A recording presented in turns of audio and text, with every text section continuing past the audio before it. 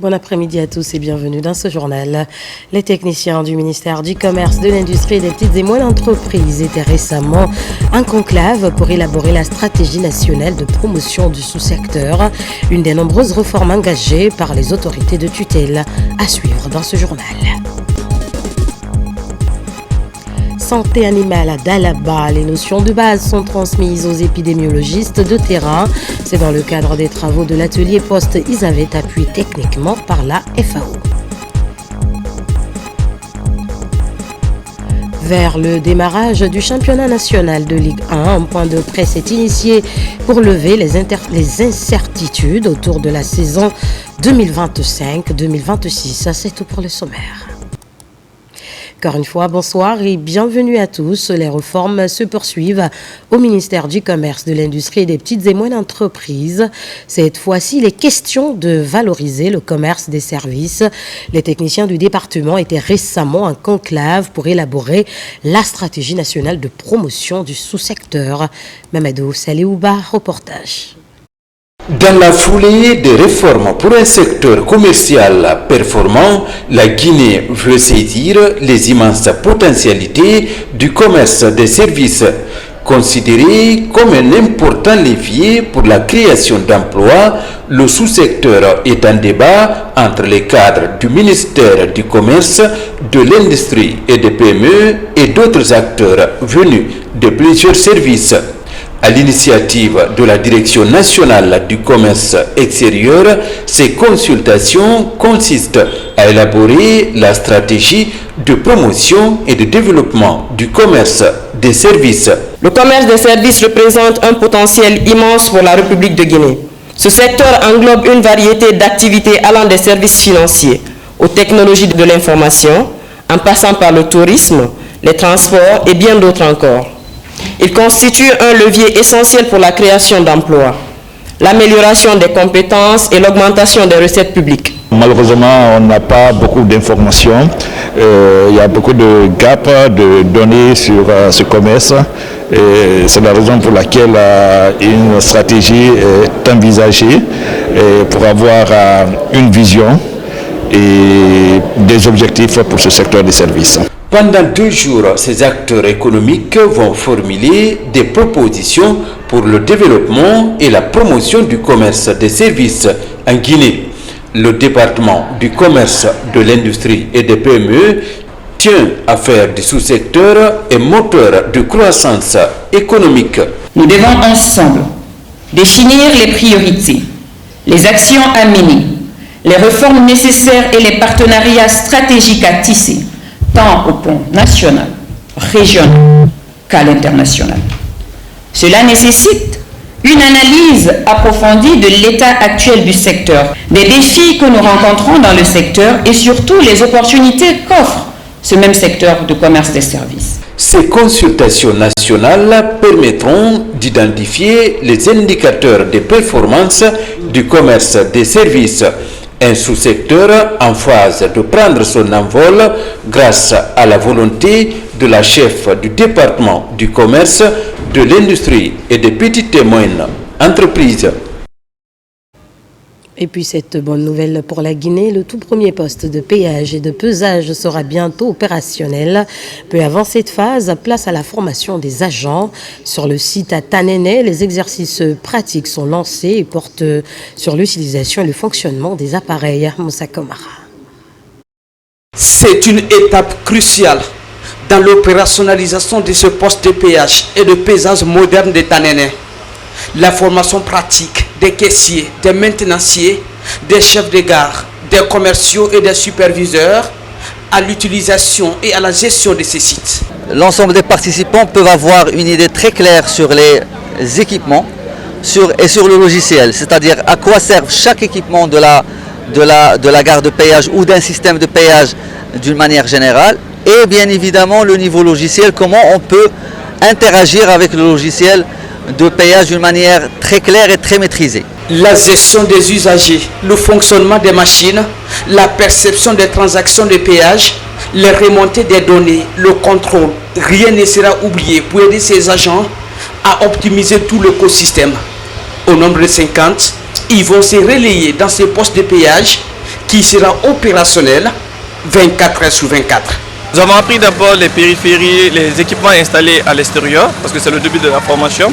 Après ça, nous allons parler des équipements qui sont à l'intérieur et aussi, on va parler aussi du logiciel. On nous a montré les différentes étapes à suivre concernant le péage et le paysage du début jusqu'à la fin, en passant par les différents postes là où sont installés les armoires, où tous les équipements sont stockés. Le fonds d'entretien routier, qui est l'architecte de cette innovation, espère fluidifier la circulation et augmenter sa recette pour révolutionner le réseau routier guinéen, très vétuste. Ce projet a sa première phase. La deuxième phase va commencer en début 2025 pour la construction de 4 autres postes de péage sur la RN1, la RN4 et la RN6. Et l'objectif, c'est de trouver des mécanismes de financement pour l'entretien routier en Guinée, de financement et d'entretien routier. Cette formation pratique va durer 2 jours. Elle intervient 2 mois après la partie théorique. À la fin, chaque agent sera capable de maîtriser toute la méthodologie et les logiciels de péage. Foncier agricole, une nouvelle politique nationale s'annonce pour la Guinée.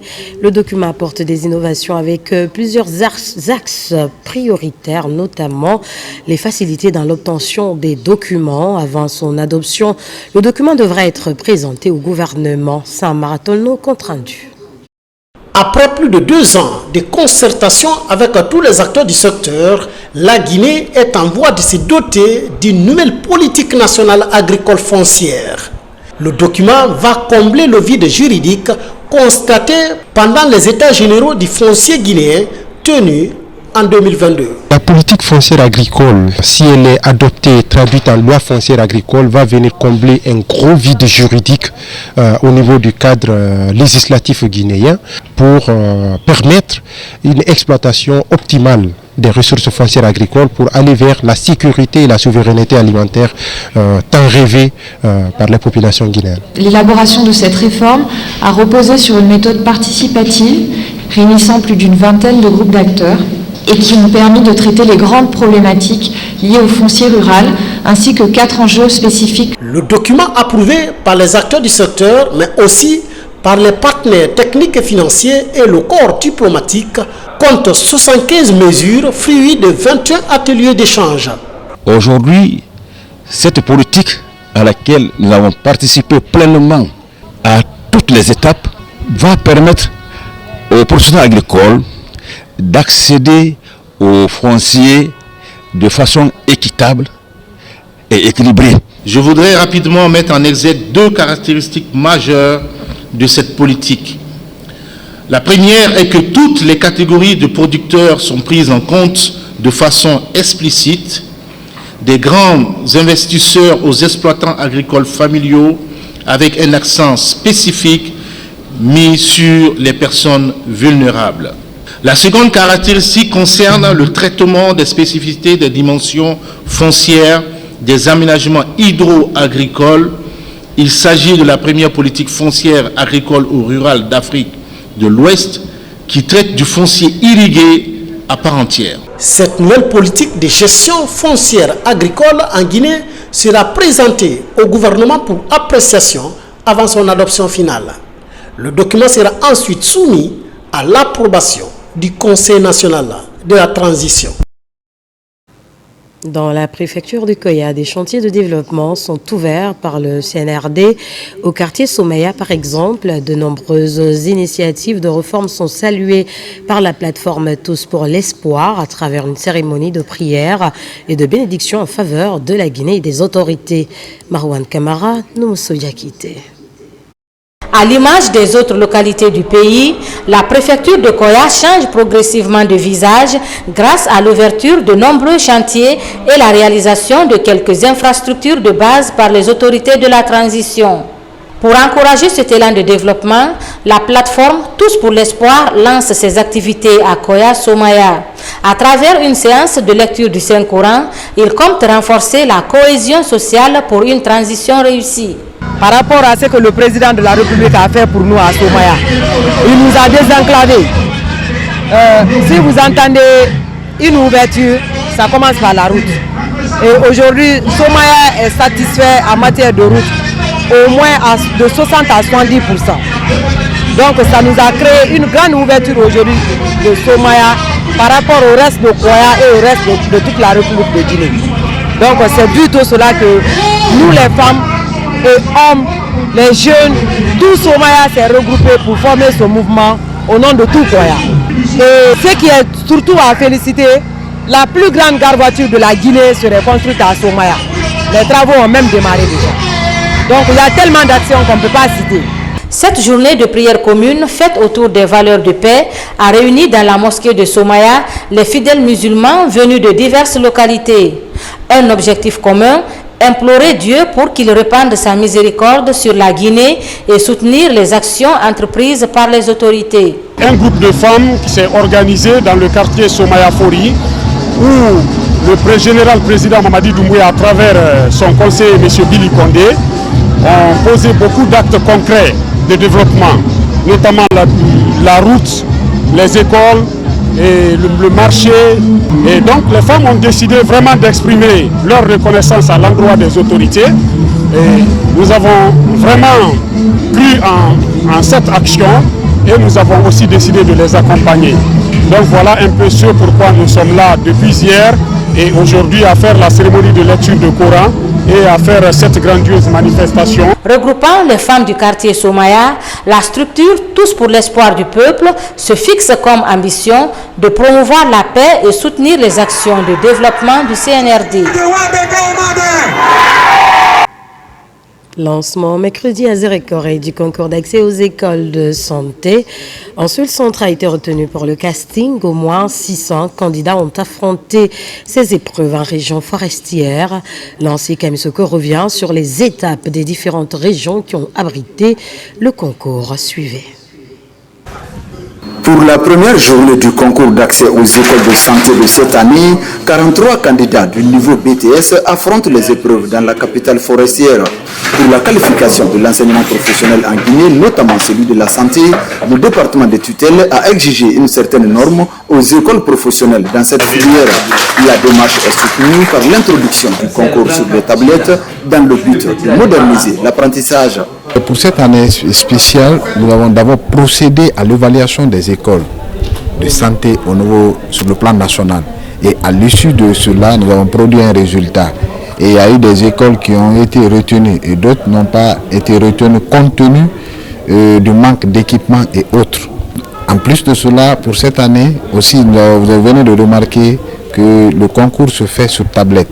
Donc tout est digitalisé. Être un aide-soignant, un infirmier, il faut travailler dur. Si vous êtes à la sélection pour appartenir à ce corps de métier, on vous demande beaucoup d'engagement, on vous demande le sérieux, on vous demande de ne pas tricher. Ce secteur-là, depuis le recrutement jusqu'à l'apprentissage, on ne doit pas tricher. On vient dans ce secteur pour travailler dur, pour pouvoir sauver des vies. Dans le Baten Nabaya, les premières épreuves du concours d'entrée aux écoles de santé ont été lancées dans la plus grande sérénité. Grâce aux efforts du ministère de l'Enseignement technique, de la formation professionnelle et de l'emploi, tous les candidats sont évalués sur tablette. Un ouf de soulagement pour les encadreurs de la savane guinéenne. Ça a bien démarré, ils sont bien installés, les surveillants 2 par salle sont là. La mission qui est venue de Conakry a paramétré les tablettes. Les tablettes sont aussi chargées, donc tout s'est bien démarré. Donc il n'est pas question de former pour former, mais nous devons former dans la dynamique d'insertion socio-professionnelle normale. Du côté du littoral guinéen, les candidats de la région de Kindia ont aussi bénéficié de cette nouveauté dans le concours d'accès aux filières professionnelles. En cette première journée, aucune fausse note n'est enregistrée dans la ville des Agrumes. Nous avons 570 candidats, dont 70% de femmes. Les candidats composent de la façon suivante. Aujourd'hui, ne sont programmés que les candidats qui ont opté pour les options de la santé niveau BTS, c'est-à-dire infirmier d'État, sage-femme, laboratoire, ce qui fait qu'on ne peut pas vous citer directement sur le nom de ça. Mais aujourd'hui, on a 5 salles à l'ENICI qui sont occupées. Demain, c'est les agents techniques de santé qui vont passer le concours. Et après demain, c'est imagerie médicale et ENI franco-arabe. Ce talent de modernisation est piloté par la Direction nationale du numérique qui a déployé tous les moyens nécessaires pour le déroulement correct des différents examens et la proclamation rapide des résultats fiables. Et puis le Fonds des Nations Unies pour la population et l'Université Collège London viennent d'annoncer un partenariat dans le cadre de la lutte contre les violences basées sur le genre.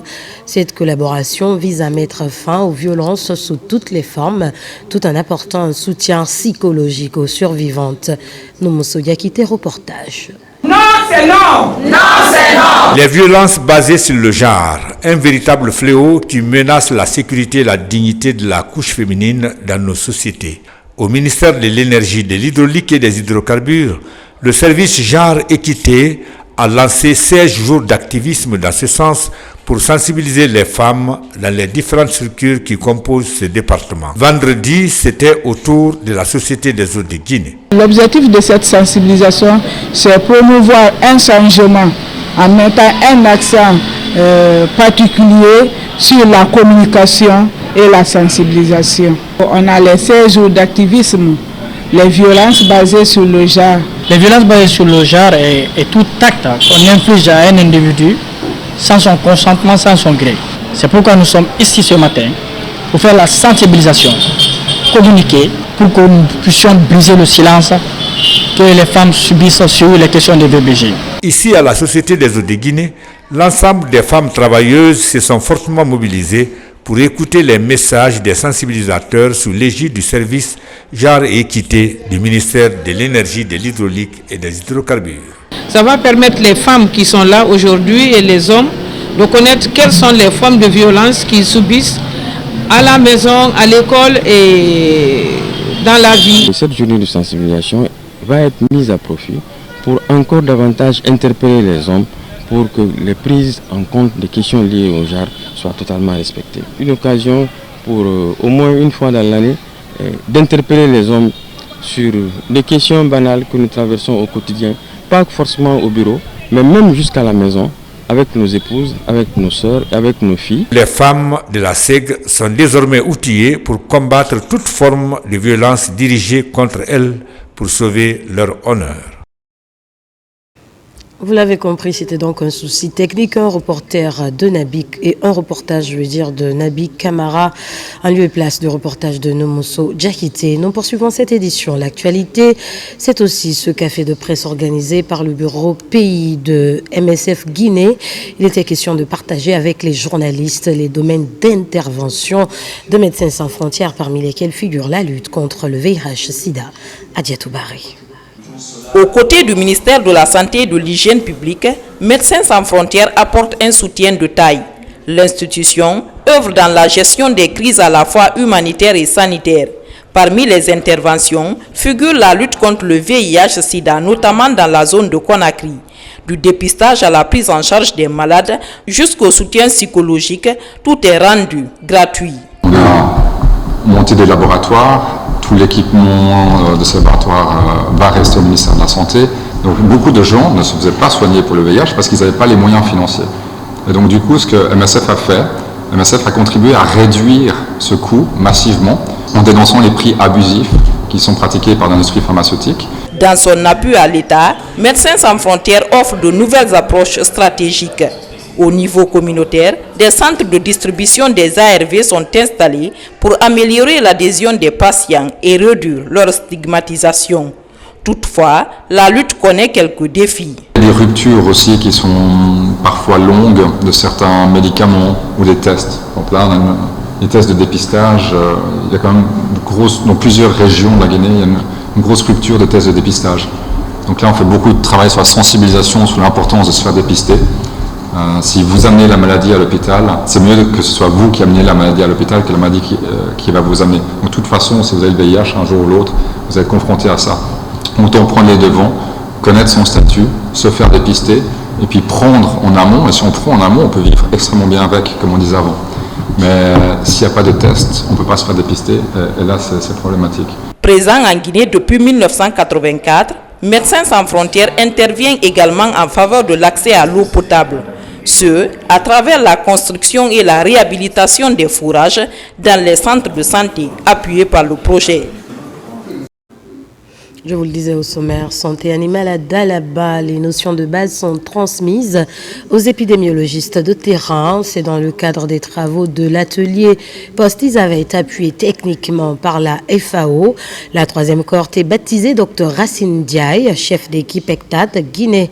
Mamadou Paté-Baldé, notre correspondant basé sur place. Après 4 mois, les travaux de formation des professionnels vétérinaires de terrain se sont achevés sur des notes d'espoir et de satisfaction.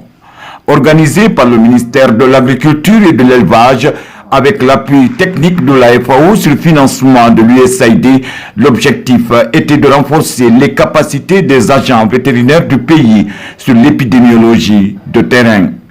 Nous voulons profiter de cette occasion pour renouveler l'engagement de la FAO à poursuivre les efforts pour doter la Guinée de services vétérinaires performants, capables de détecter précocement en vue de riposter efficacement contre les zoonoses prioritaires et de préserver la santé des populations guinéennes.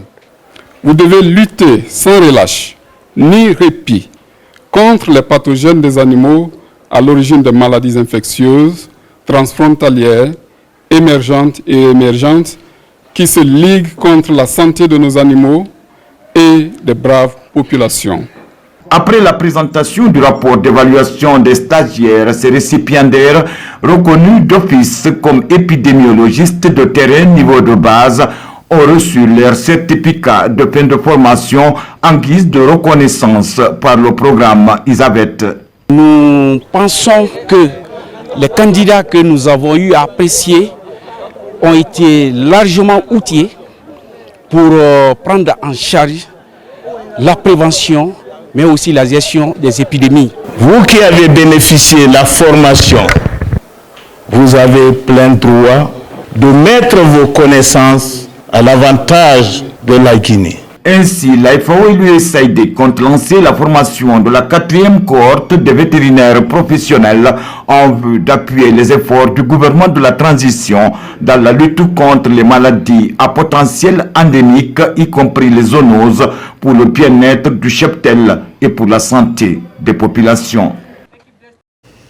Dans un autre registre, lutte contre le trafic de drogue à Kindia, le procureur de la République, accompagné des autorités militaires, a procédé à la destruction de plus d'une tonne de chanvre indien couché tramadol. C'est l'aboutissement d'une synergie parquet, forces de défense et de sécurité. Kernoy Nosaba. Kindia dans la logique de la réquisition du procureur général de Conakry. Le démantèlement des nids de bandits dans la commune urbaine et périphérie lors des patrouilles a abouti à des saisies de plusieurs types de drogues. Grâce à la synergie, parquet, forces de défense et de sécurité. C'est le résultat de l'entente, de l'union et de la bonne collaboration. Et aussi la justice qui ne cesse de nous appuyer, de nous encourager à travers la condamnation de ces bandits, de ces malfrats. Parce que nous étions leur appui, nous allons saisir. Mais les sanctions infligées, si elles ne sont pas proportionnelles, ça devient compliqué. Sur autorisation du procureur de la République, près le TPI de Kindia, la drogue saisie est incinérée. Il s'agit de mettre en service la machine de lutte contre la circulation, la vente et la consommation de la drogue. Je commence par remercier l'ensemble des forces de défense et de sécurité qui ont, dans leur mission, réussi à mettre main sur cette quantité qui s'évalue à 1155 kg, soit 1 tonne 155 kg de chanvre indien, y compris des couches et de tramadol. Donc c'est cette quantité qu'on est en train d'incinérer ici, parce que la drogue est un élément prépondérant pour l'insécurité. Tout se prépare dans les lieux de vente et de consommation. Monsieur le procureur, monsieur le commandant de Kindia ont tenu à ce que le président de la délégation spéciale soit là. Parce que cela aboutit à quoi? À la protection de la nouvelle génération par rapport vraiment aux dégâts que nous sommes en train de suivre dans les quartiers. moi personnellement, je suis mieux placé vraiment de manifester ma joie au nom de la population. À l'image de Conakry, Kindia compte identifier toutes les zones criminogènes réputées comme des points de départ de la commission de nombreux crimes et délits. L'action va aboutir à l'interpellation et à la poursuite des mises en cause. Vers le démarrage du championnat national de Ligue 1, un point de presse est initié pour lever les incertitudes autour de la saison 2025-2026. Le président de la Ligue guinéenne de football professionnel est revenu sur plusieurs aspects liés à l'organisation. Gibril Camara, compte rendu. Cette année, la nouvelle saison sera lancée à Kankan par Milo FC et l'association sportive de Kaloum. Devant la presse ce vendredi, le président de la Ligue est largement revenu sur les raisons du démarrage du championnat national de Ligue 1. La Ligue 1 Guico Press, pour nous ici, elle doit pouvoir démarrer le 14. Nous sommes largement en retard. Il faut qu'elle démarre pour plusieurs raisons. La vocation d'un club, c'est de pouvoir participer à un championnat, être champion, représenter son pays, ce qui est une fierté, et faire en sorte qu'on ait une équipe nationale performante. Aujourd'hui, si nous ne démarrons pas ce championnat tout de suite, c'est coûteux pour les clubs. L'équipe nationale ne va pas en profiter. La deuxième raison, c'est que nous sommes en retard. On ne va pas être en cohérence avec le calendrier de la CAF, parce qu'à un moment donné, il va falloir donner la liste des champions et des vice-champions pour les compétitions africaines. Pour la nouvelle saison, 12 clubs sur 14 ont signé une pétition de ne pas jouer le championnat national sans le paiement des 80 millions d'arriérés de la saison dernière. Lucien Bendou Guilao compte sur l'esprit sportif des dirigeants de club. Il ne manquait plus que je me mette à genoux pour leur dire, s'il vous plaît, jouez. Nous allons continuer à mobiliser des fonds. On peut mobiliser 40 millions. Et nous vous supplions de jouer. Parce qu'un championnat, ce n'est pas seulement les subventions. Il y a les frais de match, il y a des arbitres, il y a la Croix-Rouge, il y a la sécurité, il y a beaucoup de frais. Ils ont dit non, on ne veut pas. On va jouer le 14, ceux qui ne jouent pas, on applique le règlement. Si c'est 2 ou 3 fois, si ce sont les 12 qui ne jouent pas, l'année blanche est déclarée. Déclarer une année blanche dans un pays est un danger pour l'avenir des sportifs de ce pays. Pour sauver la situation, il est temps que l'État guinéen accompagne le championnat national de Ligue 1 comme le font d'autres pays de la sous-région. Voilà qui met fin à ce journal. Remercie à tous de l'avoir suivi à 17h pour d'autres éditions d'information. Bonsoir.